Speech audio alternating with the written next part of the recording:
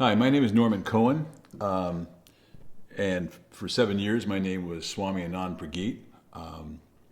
I lived in Pune for about 6 years with Bhagwan Sri Rajneesh.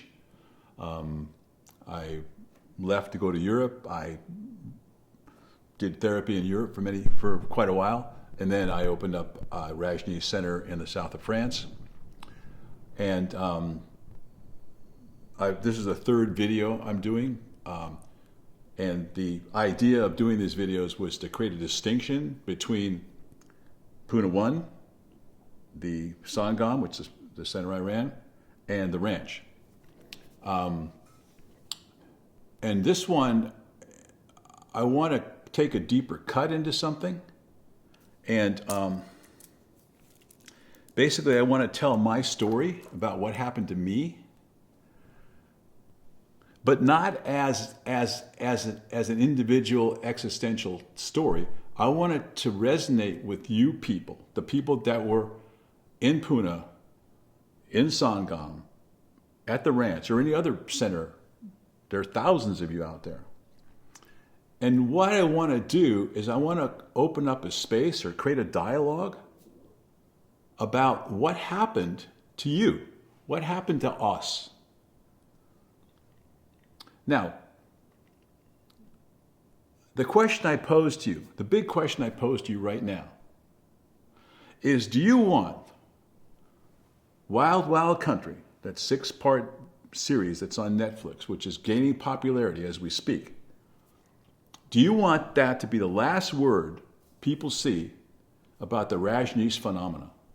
Phenomenon. I never know which one to say that. Anyway, you know what I'm talking about.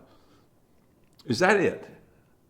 So for you people that were in one of these centers who lived with Bhagwan, for you people that worked your asses off building a city at the ranch, say you worked 5 years working your ass off, is this Wild Wild Country the last word you want? Now, I understand this whole idea about Zen stick. I know the Zen stick business. It's nothing new. This is nothing new. And I'm going to tell my story today. I'm going to tell what happened to me. And, please don't, write a response saying, well, Prageet, that was Bhagwan's Zen stick. I know the Zen stick. Okay, I got the Zen stick. I had the Zen stick already. Thank you very much.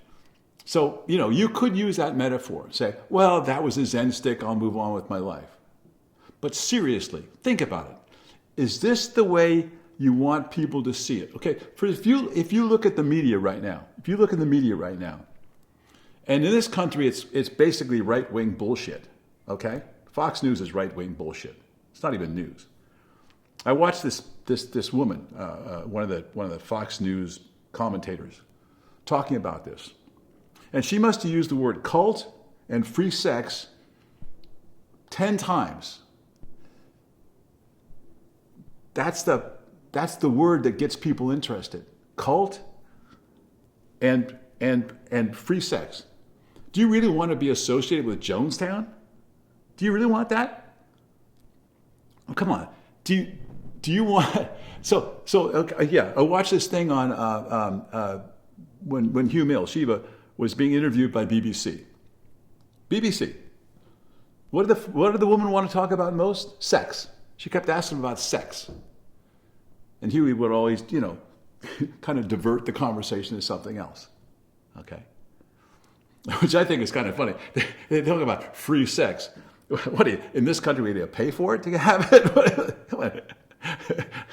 Come on, it's free. That's all they care about. We live in such a sexually suppressed society. We live in such a sexually suppressed world that this is a big thing. People are actually enjoying themselves having sex. Can you imagine? Can you imagine living in a community where, the only thing you have to do is ask. The person says no, you walk away and ask the next person. I used to call it the rule of 10. I remember this one guy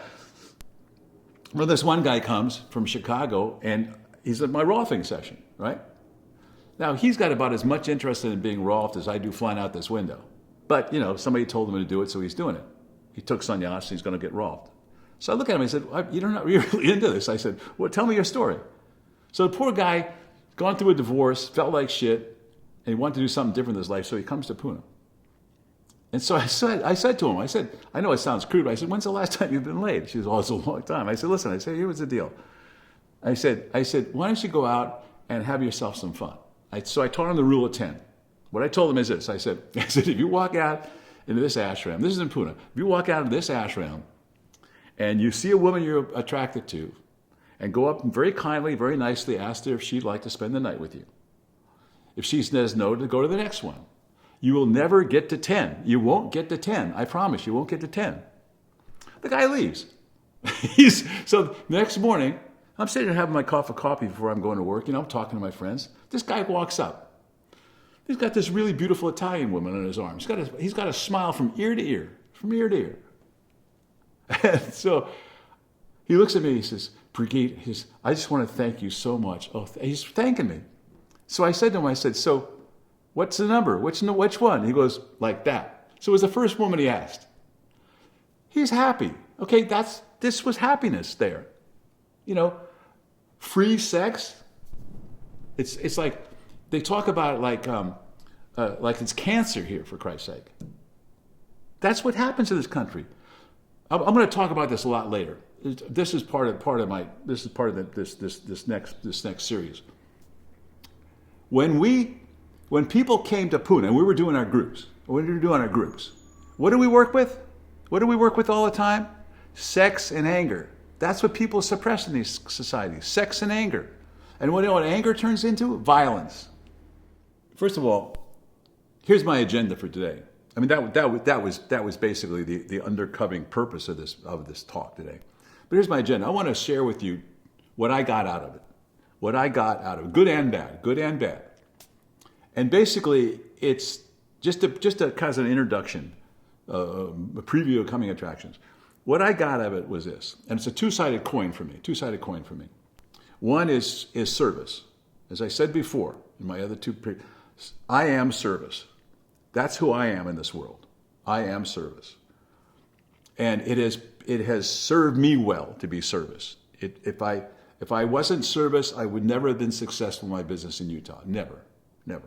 So I find it to be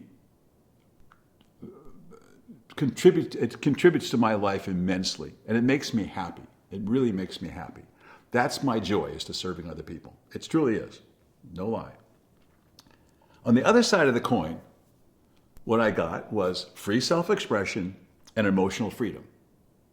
Now, you know me, a lot of you people know me, and you know exactly what I'm talking about, and you can understand, if you knew me in Pune, you wouldn't know, how in the hell Prageet's going to make it in the West with that kind of shit he's coming out with.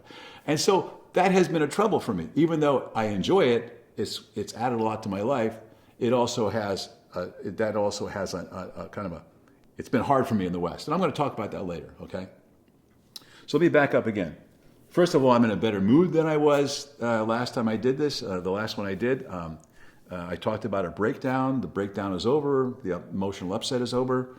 I've learned from it. I'm going to move on, which is the way I approach commitment right now in my life. So that's a good thing. The other thing I've done is I've hired a coach. Basically, I am a techno idiot. I have no idea how to use the computer, the phone. When I owned my business, I had a whole staff of people that did that for me. They'd come and help me, like which button to push. My girlfriend's 15 years old. My girlfriend's 15-year-old son is my techno support. If it wasn't for him, I would have never got my book published. If it wasn't for him, I would have never known how to put the illustrations in. I wouldn't know how to prepare it for the publisher. And to show off to me, he would do it with one hand. He'd show me, so like, you idiot, you can't do this? Do it with one hand. Now, he's a brilliant kid.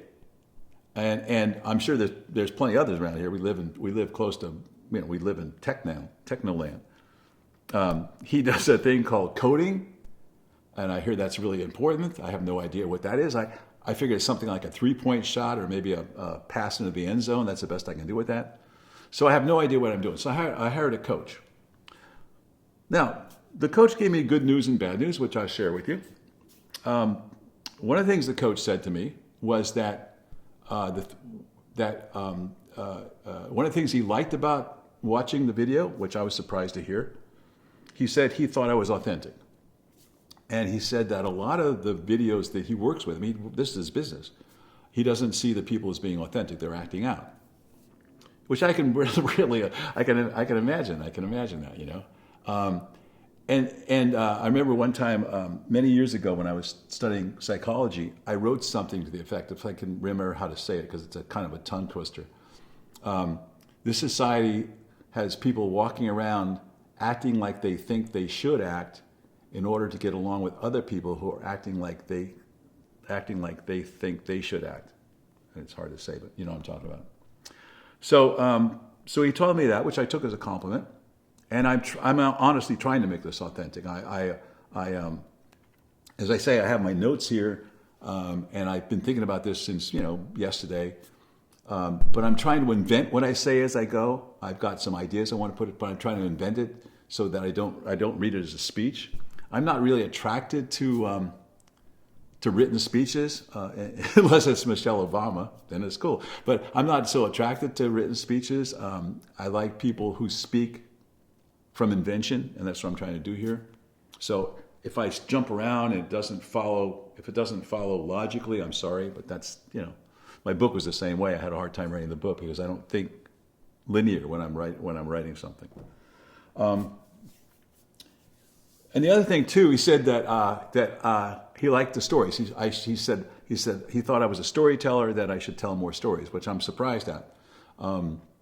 Now, I come from a long line of storytellers. My grandfather was a carny. He worked on carnivals and circuses, and they used to call it cutting up touches, where they sit up all night and tell stories. And then my dad was a brilliant trial attorney in San Francisco, and he and I would sit up all night long with a pot of coffee and a couple of cigars and tell stories all night long. So that's where I come from. I'll tell more stories. He also told me that he thought the first video was too long. Evidently, the attention span of the average viewer is kind of as long as a dog fart in this country. So I'm going to try to shorten it up. The last one I did was a little shorter, and I'll probably try to keep this down to a shorter period of time. But what I really want to do here, and I mean this sincerely, I want to create a conversation. I want to create a conversation amongst the Sanyassin community. Now, when I say Sanyassin community, you have to understand where I stand with the Sanyassin community. I was basically kicked out of the Sanyassin community. I was excommunicated or thrown out or whatever it is. So I have been kind of walking around wondering who likes me and who doesn't like me. I have a Facebook page, and I don't really seek friends. I wait till people connect with me. Now, there's some old friends of mine who I've always been close to, who I know are going to be my friends for life, and thank you. But I really don't know who likes me or doesn't like me, who sees me as some kind of outcast and horrible person, or who's okay with me, even though I'm an outcast, from the group. So I speak from that point too, which, by the way, was very hurtful. I just want you to know that. This is a continuation of the first part of this video, and it's being done a week after the first part. And what happened was that I reviewed it before it was supposed to go on to YouTube, and I realized that during the first part I'm talking about authenticity, and as I watched it, I became more inauthentic as it went on. So I decided to cancel that and to redo it. When I used to train my salespeople, especially in product knowledge, and when they're talking to their client about product knowledge, I said, don't get enamored by the sound of your own voice. And I'm afraid that's what happened. So I'd like to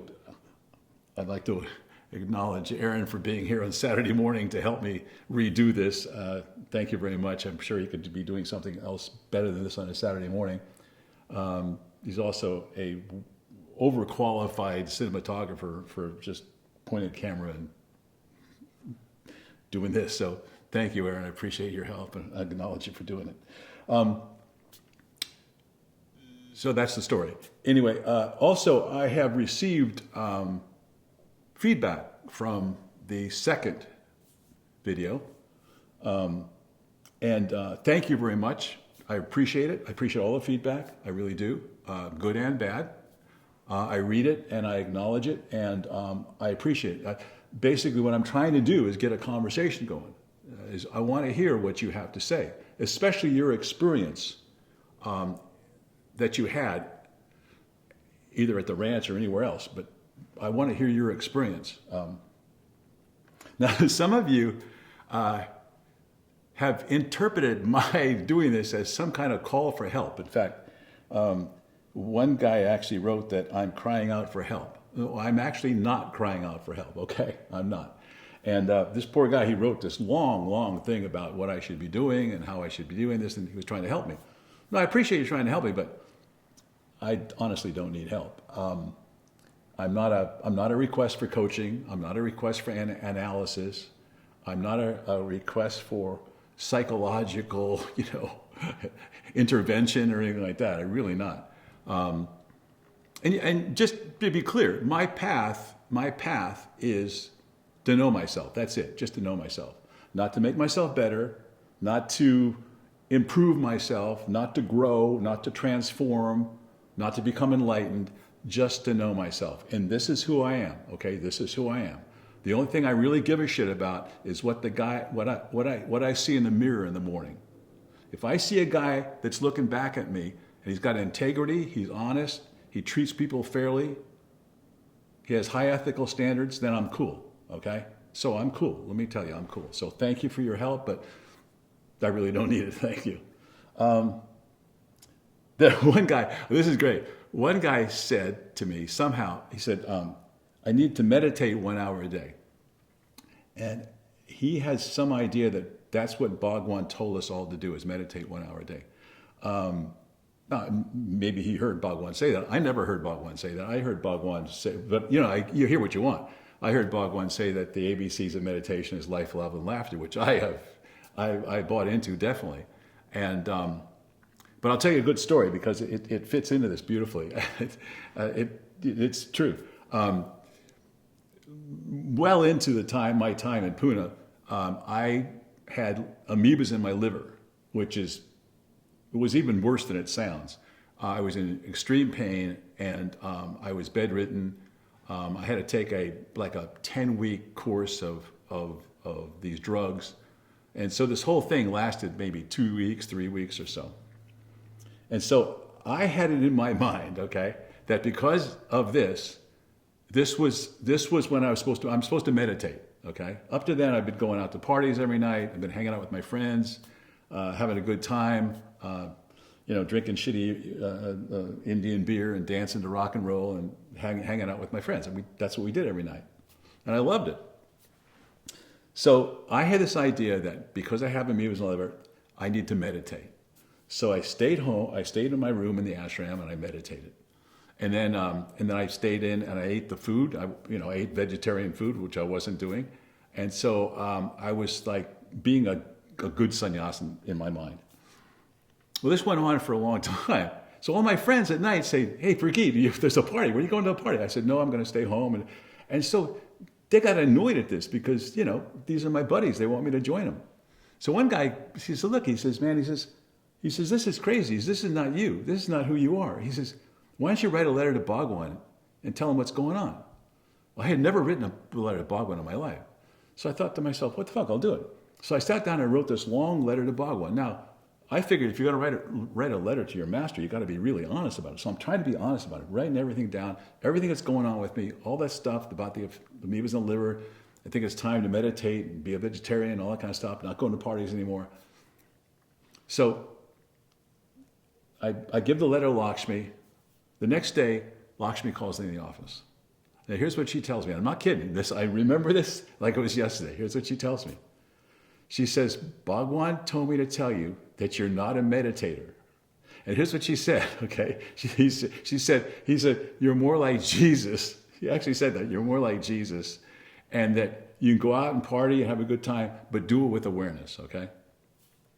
Well, I think the part about Jesus, she was blowing smoke up my robe, but other than that. So what was amazing about that, and maybe some of you can relate to it, is that basically Bhagwan gave me permission to be myself. And I think that was the power of what we were doing there. He basically gave people permission to be themselves. You know, you come from the West, you got all these shoulds and ought tos. How you should act, how you ought to act, the growth and transformational processes.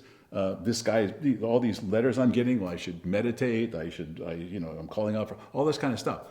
You know, that's what we think. We think that we got to get better. You got to fix somebody. But that's my path right now. I just know myself. I just want to know myself, and this is it. I'm sorry, but this is you get what you see here. You get what you see. But thanks for trying. I appreciate it. I'm sure you're coming from a good place, but please, I'm not a request for analysis coaching or psychological intervention, I guess.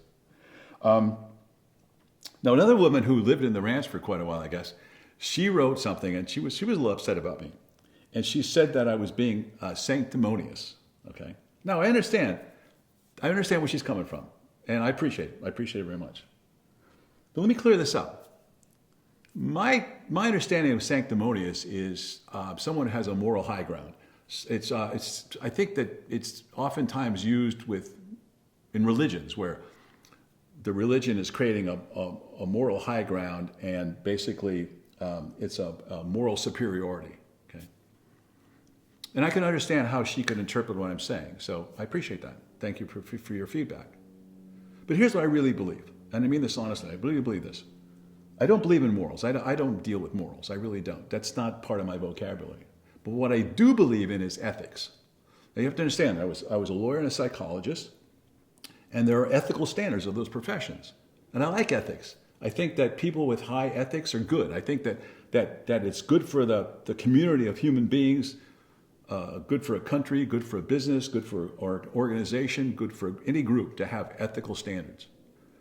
Now, it is my understanding, and I've studied this quite a bit because I was really into it in the old days. It's my understanding that the oldest and most universal ethical standard in the world is what they call the ethical standard of reciprocity.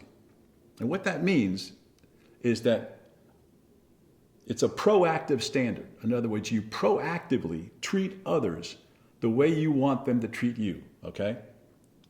Now, I'm not talking about the golden rule. I'm talking about ethical standard of reciprocity. It's basically the same thing, but this is where it comes from, the ethical standard of reciprocity. Now, it's my experience in Pune 1 with Lakshmi, Mukta, and Diksha in the old days, the three women that ran this place. I felt that they abided by that ethical standard of reciprocity. I felt they treated me the way they wanted to be treated. I felt they treated everybody that way. Now, maybe some don't agree, but that was my experience, okay? When I ran Sangam, that was important for me to make sure that we abided by that ethical standard of reciprocity. We treated people better.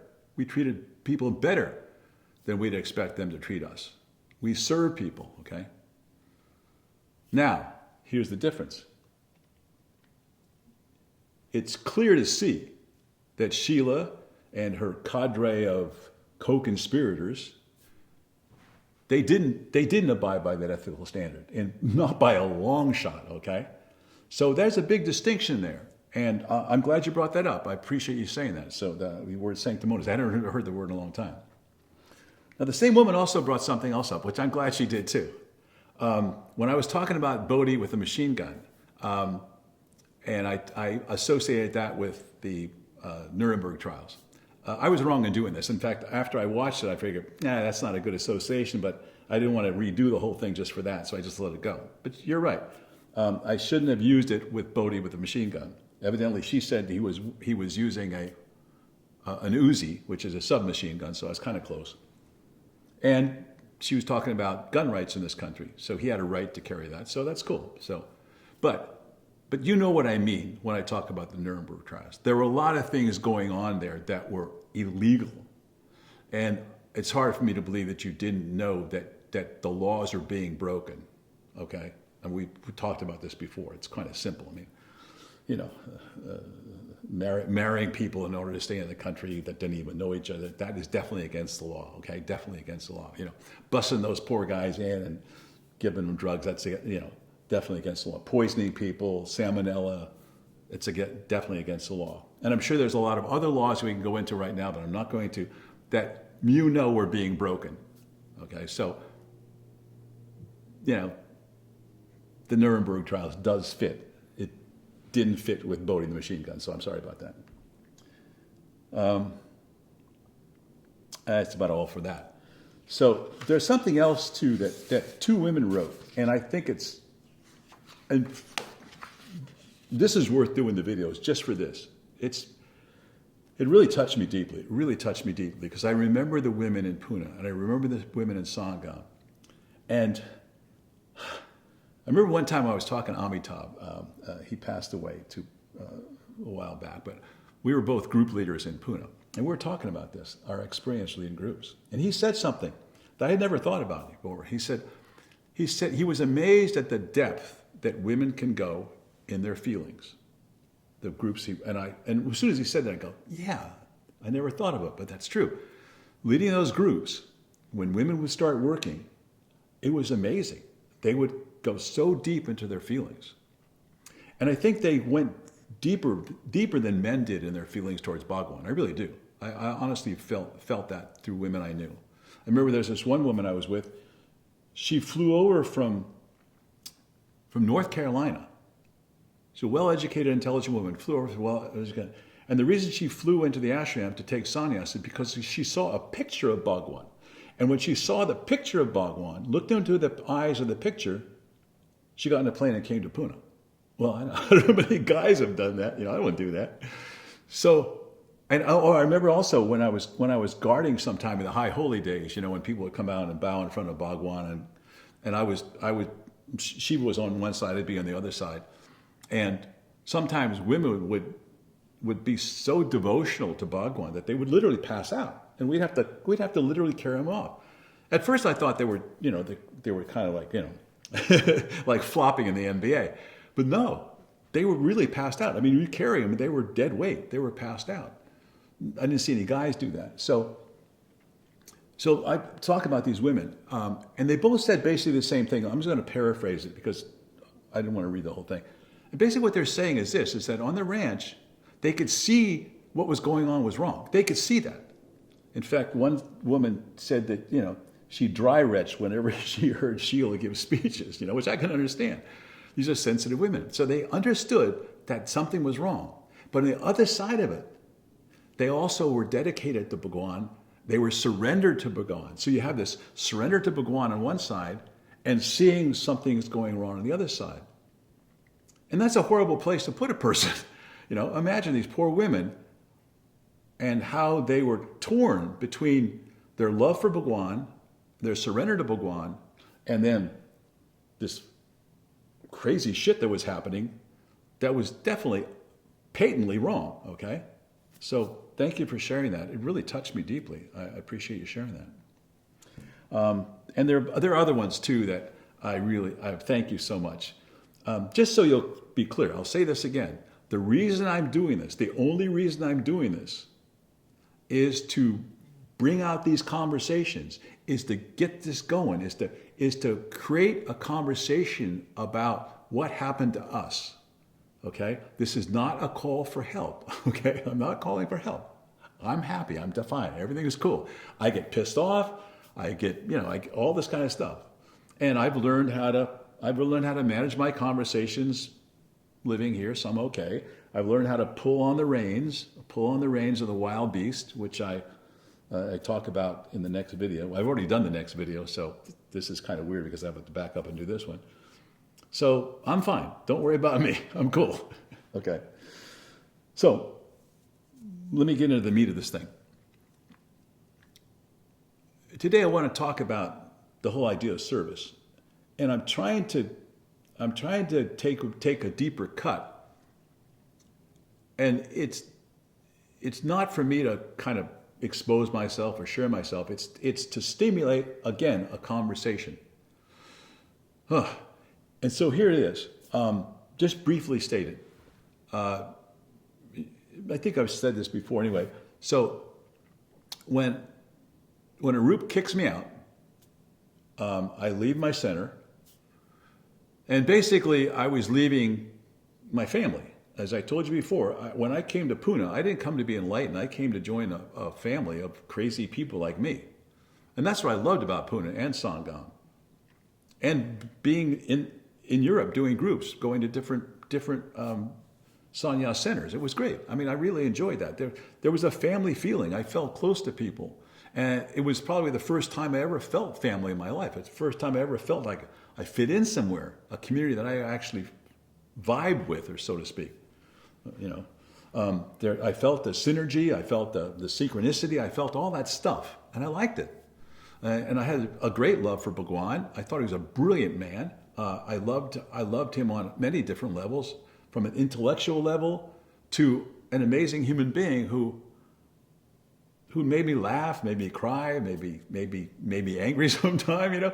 He was just, he was good. I liked him, and I thought that, as I said before, the people who ran Pune in the old days were fair, and I try to be fair running Sangam. So it was a great experience. And again, this was hard for me to leave this, to be kicked out, because I was basically kicked out of my home, my family. Now, to make a long story short, I kicked around for a while. Now, I was depressed, I was dysfunctional, I was suicidal, and I really couldn't get my shit together, so to speak. Now, first of all, I just kicked around Europe for a while, hung out with people, stayed with friends, and then I decided to go home. I went back to California. As I said, I had a stash of money that I took with me because I'd already been kicked out of India, and I didn't want to be kicked out of anything else without any money, so I had a stash, so I had money to live on. I went to Sausalito, and I had rented a houseboat, and I had lived in Sausalito before, and everything seemed okay.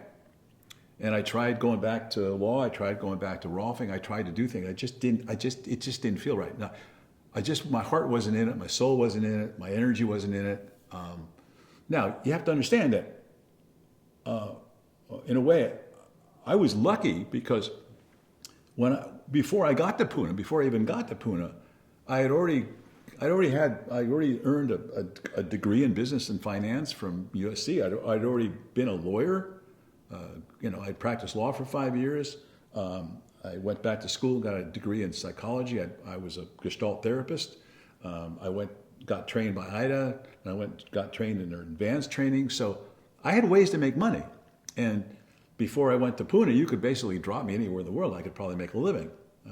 And if I had that confidence in myself, I had that self-confidence that I could do this.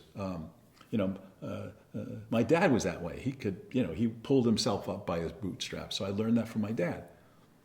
So I was competent in that area.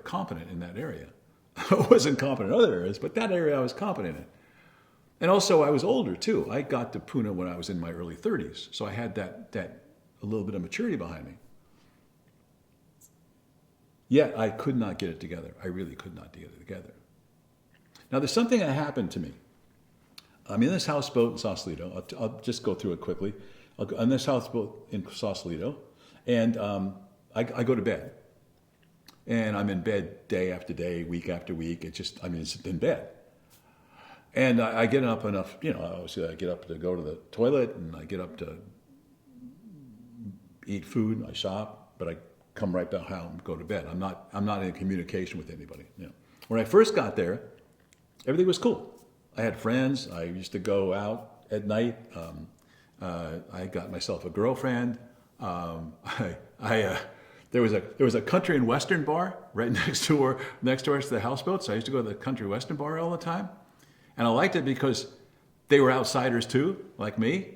You have to understand that at that time, Marin County was very spiritual. Okay, we used to joke that every woman that you talk to in Marin County had at one time, in a past life, had been an Egyptian princess. Okay, so I was tired of all this, spiritual bullshit. So I just wanted to have fun with a bunch of cowboys, basically. So I used to go there and dance, and sometimes a lady would ask me to dance, and everything would work out great.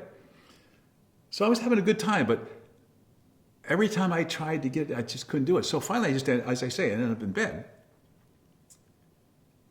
And, if I look back on it, I was very depressed, but I didn't think of depression at the time. I just was depressed. And so at one point, when I'm in bed, and maybe some of you can relate to this, I just felt like, what's the use? I mean, I'm not contributing. I'm not enjoying my life. I'm basically just existing. I'm eating and defecating and pissing and sleeping. That's all I'm doing, And so at one point I thought that maybe I just should end this thing, And I had this bed up on stilts so I could see out the window to the water. And I looked down, and in my bathroom there was a knife. And it was a very special knife to me. It had been given to me by the people at Sangam. It was a French Lugoul knife with a bone handle. And so I'm looking at this knife. I figured, maybe I'll just go down there and, cut my wrist and bleed out.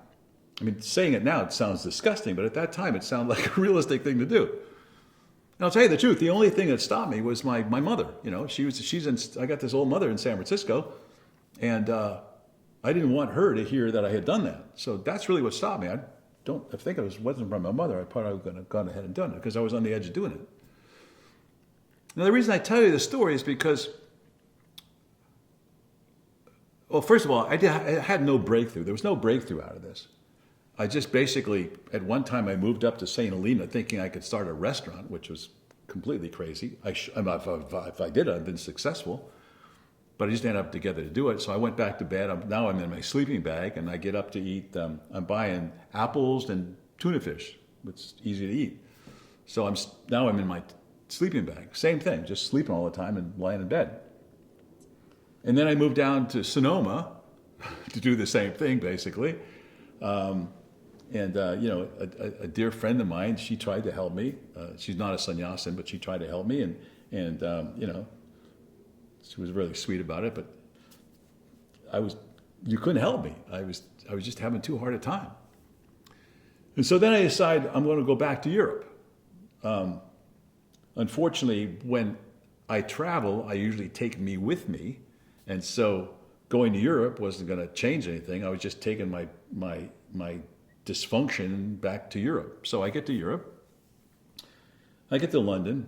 When I get to London, I found out that a Sanyassin man who I knew in Pune had tried to kill himself. He'd stabbed himself. And he was in a mental institution, a lockup ward. And I was chosen as the one to go get him because I had a degree in psychology. So I went up to get the guy, and the guy that ran the place basically gave it to me, so I brought him down, and he got involved with his friends, and he made it through, and everything's fine. So the only reason I tell this story is that it's hard for me to believe that he and I are the only two people that this happened to. Out of all the thousands of people that left Pune, that left Sangam, that left the ranch, that left all these other centers around the world. I mean, there's thousands and thousands of us. It's hard for me to believe that this man and I were the only guys that had an episode of attempted suicide, or thought about suicide, or came close to suicide. Now, the reason I tell you this is because it's leading up to service. Now, I cannot connect them factually, but I can connect them as far as the way I feel. My instinct says that kind of near-death experience somehow affected my being at service. Okay. So let me quantify it. I used to be a businessman. We used to quantify everything. So, say you got a scale of 10. When I came to the ashram, I was into service. I was into helping people. I was making a difference in the world. That's what I wanted to do. That's why I became a lawyer. That's why I became a rolfer. That's why I became a psychologist, to contribute to the world. So I was always into service. So say I was at service at maybe, 3, 4, 5 on the scale of 10. What comes out of this whole thing is service at 10. That's who I became. I actually became service. That's who I am right now. I am service. I enjoy service. I love service. It makes me happy, and it served me well. I couldn't have done my business any other way. I couldn't have been successful in Utah running a massage therapy school, or I had 7 in 4 different states. I had massage therapy schools all over the place. I couldn't have done all that. I couldn't have ran a big business unless I was service. It didn't come from anything else. It didn't come from my extreme intelligence or my charming personality or anything else. It really came from service. The whole paradigm I created in sales out of service. That's the name of my book, Sales Out of Service. That whole paradigm is effective paradigm. It works, and it's all out of service. So that's who I am. Let me tell you another story that kind of helps illustrate what I'm talking about. When I had my schools, a man who I loved very, very much, he had come to my school. He had been a professional football player. He came to massage therapy school, went through my program, and he stayed and worked with me. He stayed and worked with me for 13 years, and he and I were very close. He was one of my dearest, dearest friends. I just love this man. Unfortunately, at one point, he got bone cancer, and they basically gave him a very short period of time to live. Luckily, the Huntsman Cancer Center was right there in Salt Lake City, and they created a miracle. They saved my friend's life. Thank you so much. You guys are amazing. They saved my friend's life. Now, after he recovers, he comes back to work. So he comes in my office. Here's one of my dearest friends sitting across the table from me. He just comes back from this amazing experience having a bone marrow transplant. So I said, so tell me about it. He says, looks at me, he says, I felt I died and came back to life again. And wow, And so I said to him, I said, did you learn anything from it, this experience? He says, oh yeah. And the first thing he said was really beautiful. He says, I learned my wife really loves me. And then the second thing he says, he leans forward and looks at me, he says, it's all about service, okay? So that's how I'm connecting this up. There's something about that kind of death experience or near-death experience or whatever you want to call it, death of the ego, I don't know, call it anything you want. But there's something about that led me and him to service, and I don't know if the other guy we're talking about led to him or not. I'm not sure. I never followed up with him. So that's what I'm talking about, service. That's what I'm saying, that seems to have something to do with my experience after being kicked out. Now, the reason I tell you this is because I'm trying. I don't need help, okay? I don't need any help. No one needs to tell me, that I need to meditate or something like that. I appreciate it very much, but I'm not. This is not a cry for help. This is Prageet talking to you here. That's all, or Norman, or what you want to call me. So I'm cool. Everything's cool. I'm fine. I'm not going to commit suicide. I'm happy. So, but what I want to know is, did you experience that? Did you experience anything close to that? What's your story, okay? So instead of analyzing me, share yourself, please, okay? I don't mean to be a smartass, but I'm really saying this. Instead of analyzing me, instead of trying to help me, I don't need help. Share your story. I mean, one person wrote this long, long thing about what I should be doing and how I should be listening to this and listening to that and doing this. I mean, use that same time and energy to tell your story. I want to hear your story, okay? And as I said before, I really appreciate the people that shared with me. It's the purpose of this thing, okay? That's the purpose of this thing. Okay, so let me close this session, please. First of all, I want to thank all the people that helped me. And you know who you are. You know the ones you know who you are, the people that helped me along the way. I definitely could not have done it without you. You can almost say, in a way, you saved my life, you know. So thank you very much. And as I said, you know who you are. With that said, much love to you all. Bye.